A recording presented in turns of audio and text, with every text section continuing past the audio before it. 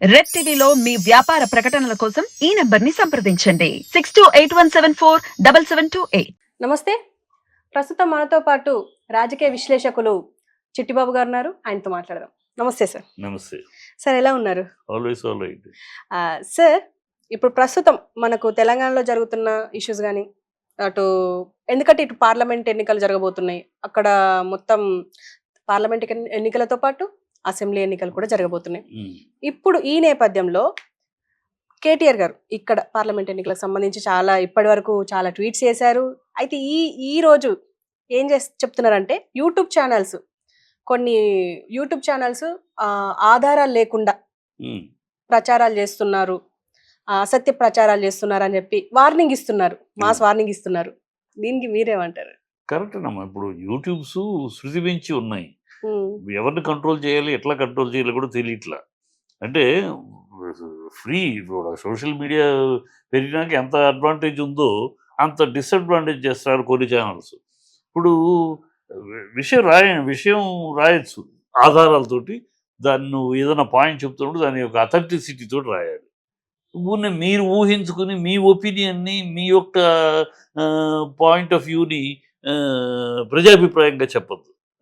అది అది తప్పు కదా. అది జర్నలిజానికే తప్పు. అది ఈ చాలా ఛానల్స్, యూట్యూబ్ ఛానల్స్లో ఏదో వాళ్ళ ఇష్టానికి అసలు ఉన్నది లేనిది వాళ్ళు కల్పితము, వాళ్ళు రాసేసుకుని దానికి ఆధారాలు ఉండవు, ఏముండవు వేసేస్తారు.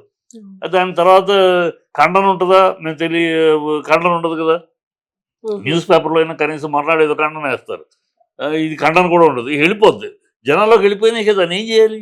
ఒక తప్పుడు సమాచారం, ఒక తప్పుడు ఇది వెళ్ళిపోతుంది. అది కరెక్ట్. అందుకని వాళ్ళ కేటీఆర్ ఆయన ఒక్కడే ప్రత్యేకంగా ఇచ్చింది ఏం కాదు. ఇదే రేవంత్ రెడ్డి ఇచ్చున్నాడు, ఇదే కాంగ్రెస్ వాళ్ళు ఇచ్చున్నారు, బీజేపీ ఇచ్చున్నారు, అందరూ ఇస్తూనే ఉన్నారు. కానీ అది జరుగుతూనే ఉంటుంది. అది వారిని మనం గట్టిగా చెప్పడం, మన బాధ్యతకరంగా చెప్పడం తప్పితే ఈ సోషల్ మీడియా కట్టు తప్పిపోయింది. కంట్రోల్ లేదు, ఎవరు కంట్రోల్ లేదు. ఎవడు ఏంటో రాసేవాడు ఎవడో కూడా వాడికి ఏదో కేకే అంటాడు, ఇంకా పీకే అంటాడు, ఏదో పేరు పెడతాడు. వాడు ఎవడో కూడా తెలియదు, కాంటాక్ట్ తెలియదు. వాడిని కాంటాక్ట్ చేసి రాసావు నువ్వు ఈ న్యూస్, ఈ ఆధారాలు ఏంటి చెప్పని అడగటానికి కూడా ఉండదు. ఈ దౌర్భాగ్యం ఉంది, నడుస్తుంది కనుక కడుపు పండుద్ది ఎవరికైనా సరే. అండ్ ఇప్పుడు సోషల్ మీడియాలో వస్తున్న అంటే దాని కింద కమెంట్స్ వస్తున్నాయి ఏంటంటే, మీరు తీసుకొచ్చిన ఫ్రీడమే కదా, మీరు మీ హయాంలో ఎంత ఫ్రీడమ్ ఇచ్చారో అదే ఫ్రీడమ్ ని ఇప్పుడు కూడా యూజ్ చేస్తున్నారు అని చెప్పేసి పొరపాటమ్మా. మేము ఇచ్చిన ఫ్రీడమ్ కాదు, సోషల్ మీడియా తనంతట తీసుకుంది ఫ్రీడమ్. సోషల్ మీడియాకి ఎవరు ఇవ్వలేదు. దేశంలోనే ఎవరు సోషల్ మీడియాకి ఫ్రీడమ్ ఇచ్చిందే లేదు. వాళ్ళు తీసేసుకుంటారు. ఎందుకంటే దాని కంట్రోలింగ్ లేదు కనుక, కంట్రోల్ చేసే ఒక అథారిటీ దానికి ఏది లేదు కనుక వాళ్ళు ఫ్రీడమ్ తీసుకున్నారు ఇష్టానికి. అందుకే ఎవరు ఒకళ్ళు ఇచ్చిన ఫ్రీడమ్ ఏం కాదు. మేము ప్రెస్ తోటి బీఆర్ఎస్ చాలా ఫ్రెండ్లీగా ఉండేది. ప్రెస్ తోటి ఉండేది. అది వాళ్ళు ఫ్రెండ్లీగా ఉండి అడ్వాంటేజ్ తీసుకున్నాడు. కొంతమంది అయితే ఫ్రెండ్లీగా ఉన్నదాని కనుక సవ్యంగా చేసిన వాళ్ళు కొంతమంది ఉన్నారు. కొంతమంది అడ్వాంటేజ్ ఈ డిసడ్వాంటేజ్ తీసుకుని వాగే బ్యాచ్ కొంచెం ఎక్కువ అయ్యారు ఇప్పుడు ఈ కాంగ్రెస్ ప్రభుత్వం వచ్చినాక. కాంగ్రెస్కి ఎంతసేపు ఏంటంటే అధికారంకి వచ్చిన కాడ నుంచి బీఆర్ఎస్ని తిట్టుట, కేసీఆర్ని తిట్టుట, కేటీఆర్ తిట్టుట, అదే వాళ్ళ పరిపాలన.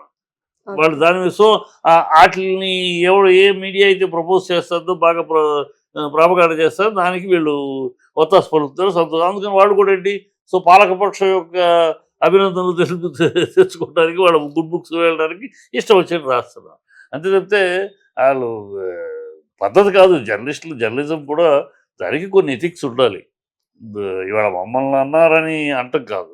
ఇన్ జనరల్ ఏ పార్టీనైనా, ఒక పార్టీకి social media is crossing it's limits.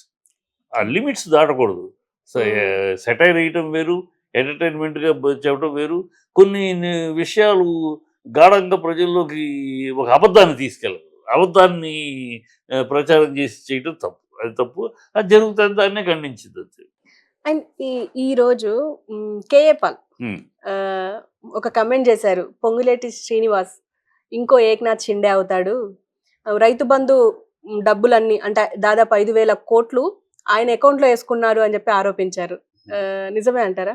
అది ఇప్పుడు ఏకనాథ్ షిండే అవుతాడా, ఇంకోటి అవుతాడా, కాంగ్రెస్ ఎన్నికల వరకు వాళ్ళ ఐక్యత ఉంటుందమ్మా. ఈ పార్లమెంట్ ఎన్నికలు అయ్యేదాకా పై హైకమాండ్ నుంచి నోరు పుచ్చుకోండి, ఎన్నికలు అయ్యేదాకా కొంచెం ఆగండి అని ముటికాయలు వేస్తున్నారు కదా, సైలెంట్గా ఉన్నారు. ఆ తర్వాత వాళ్ళ న్యాచురల్, వాళ్ళ డిఎన్ఏ ఎవ్వరూ కూలగొట్టక్కర్లా. రేవంత్ రెడ్డితో మమ్మల్ని కూలుస్తారా గాడిద గుడ్డు అని మాట్లాడే తెలుగు కూడా అర్థం కాదు రేవంత్ రెడ్డికి, ఇంగ్లీషే అర్థం కాదంటే తెలుగు కూడా. తెలుగులో ఏమన్నారు, మీరు కూలిపోతారు అన్నారు, మేము కూలుస్తామని ఎవరనలా, మీరు కూలిపోతారు అన్నారు. మీరు కూలిపోతారు అన్నదానికి మేము కూలుస్తామన్నదానికి చాలా తేడా ఉంది.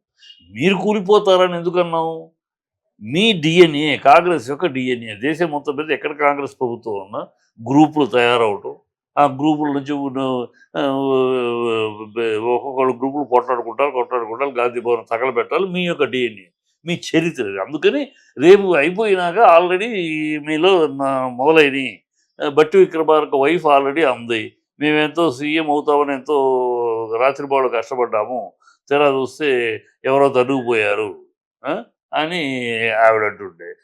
అలాగే ఈయన కోమటిరెడ్డి వెంకటరెడ్డి ఏమో నాకు ఆల్రెడీ సోనియా గాంధీ గారు నువ్వే సీఎంవి అని చెప్పారు, కానీ ఇప్పుడు ప్రస్తుతం జరగలేదు, త్వరలో జరుగుద్దని అతను అంటున్నాడు.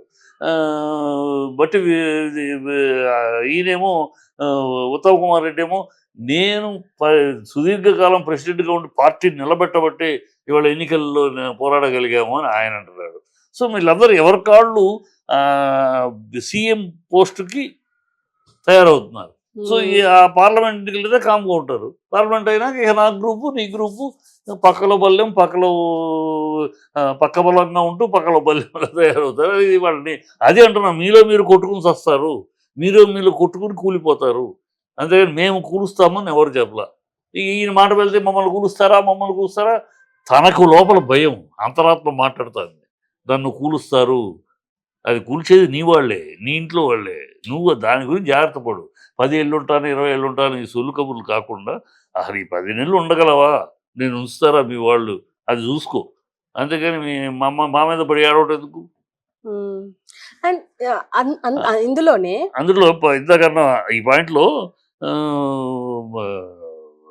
రాజగోపాల్ రెడ్డి ముందు వాస్తవం వస్తాయి, బయటకు వస్తాయి రిజల్ట్స్ వస్తాయి, అతను ఒక గ్రూప్ అవ్వచ్చు రేపు, తను వీళ్ళకి ఏంటంటే కాపాడుకోవడానికి రేవంత్ రెడ్డి కాపాడుకోవచ్చు రాజగోపాల్ రెడ్డి.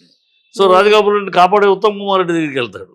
వీళ్ళు అంతే కదా, కాంగ్రెస్ మొత్తం దేశం మొత్తం మీద, మన రాష్ట్రమే కాదు దేశం మొత్తం మీద కాంగ్రెస్ ఒక అవినీతి కూటమి. ఈ ఇండియా అలయన్స్ ఉంది, అందరూ కేసులు ఇరుక్కుని బెయిల్లో ఉన్నవాళ్లే.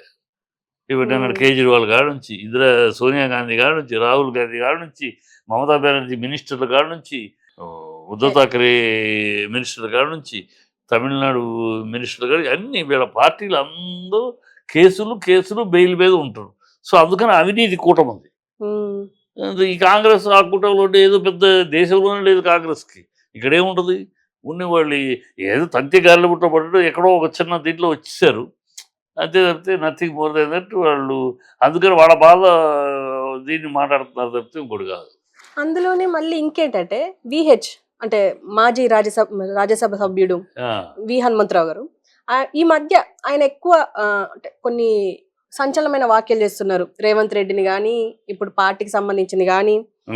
అలా అంటే ఇప్పుడు ఆయన ఏమంటున్నారు, ఆయన ప్రెస్ మీట్లని కవర్ చేయొద్దు అని చెప్పి కాంగ్రెస్ పెద్దలు అన్నారు అని అంటున్నారు, ఎందుకంటారు?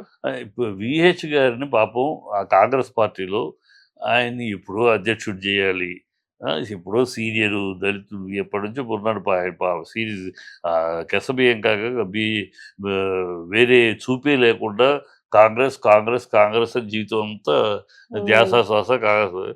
సో అతనికి సముచిత స్థానం కల్పించాలి. ఎన్నికలప్పుడేమో బ్రహ్మాండంగా మాట్లాడేశాడు రేవంత్ రెడ్డి, ఎవరిని, హనుమంతరావు గారిని, ఆయన కూర్చోబెట్టి ఎన్నికలప్పుడు ముందు, ఎన్నికలు అయిపోయినాక అసలు పక్క పెడతాడు, ఇంటర్వ్యూలు కూడా ఇవ్వట్లేదు. ఆయన పిలిస్తే, ఆయన ఒక సీనియరు కలిస్తే అంత అవమానించకూడదు కదా, కనుక ఆయన బాధలో చాలా అర్థం ఉంది. ఇలాంటివే కాంగ్రెస్లో ఉండే లోకలు ఇలాగైతే ఒక్కొక్కటి వాళ్ళు ఏంటంటే ప్రజల నుంచి కాకుండా పైనుంచి నియమించబడే అధికారం కదా. పైనుంచి రేవంత్ రెడ్డి ఉన్నాడు, నిన్నదాకా ఇదే సోనియా తిట్టినవాడే కదా చంద్రబాబు పక్కన ఉండి, చంద్రబాబు పక్కన నుండి నోటికి వచ్చి రక్తం తాగుద్ది, భూతం అన్నాడు, ఇంకోటి అన్నాడు, దెయ్యం అన్నాడు. ఇవాళ ఆవిడ దేవత అంటున్నాడు. సో ఇప్పుడు ఆవిడ కాళ్ళ దగ్గర కూర్చొని ఆవిడ కాళ్ళ దగ్గర విశ్వాసం కల కుక్కలాగా ఉండేటప్పటికి సీఎం అయిపోయాడు. ఇప్పుడు ఆవిడని దేవత అంటున్నాడు. సో వీళ్ళందరూ అక్కడ ప్రాపకం సంపాదించుకుంటూ ఇక్కడ వ్యక్తులు అయ్యేవాడు. వీళ్ళంతటి వీళ్ళు స్వతహా స్వయం ప్రకాశం ఉండదు. పైనుంచి ఢిల్లీ నుంచి సన్ గ్లాస్ పంపిస్తే వీళ్ళు తిరుగుతారు కనుక వాళ్ళ మాటలు తీరు అలాగే ఉంటాయి.